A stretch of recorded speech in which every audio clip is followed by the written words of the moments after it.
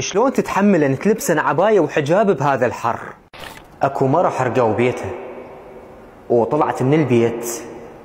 ما دام هيك الكلام فخصم الكلام. اللي تقول لك شلون تتحملين العباية والحجاب بهذا الحر، قولي لها اتحمل مثل ما انت تتحملين آلام اوبر البوتوكس والفيلر وعمليات النحت والشفط وجلسات التجميل. قولي لها اتحمل العباية والحجاب بهذا الحر لأن هذا برضا السيدة الزهراء والسيدة زينب ورضا رب العالمين، مو مثلك حتى ترضين كم إنسان يباوعلك بنظرة شهوة، بالتالي تخسرين الدنيا والآخرة.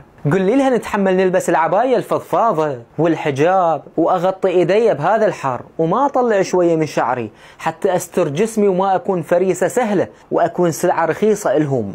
قولي لها أنا يهمني شلون أرضي ربي، ما يهمني البشر لأن ما راح ينفعني بقبري. قولي لها اتحمل العباية والحجاب بهذا حر الدنيا لأن ما أقدر أتحمل حر نار جهنم.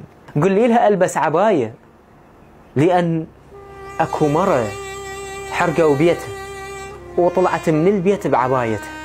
قولي لها أكو مرة كتلوا أخوتها وأولادها قدام عيونها وقيدوها بسلاسل وأخذوها لغير دولة، وروس أخوتها على الرماح على طول الطريق.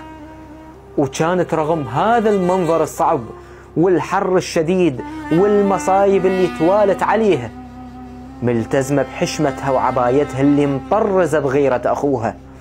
قولي لها أني منو حتى ما أتحمل هذا الحر. خصم الكلام. اللي صدق تريد ترضي رب العالمين وآل البيت عليهم السلام، مو ترضي التافهين من البشر وتمشي ورا الموديل حتى الشباب ينظروا لها بنظرة إعجاب وشهوة.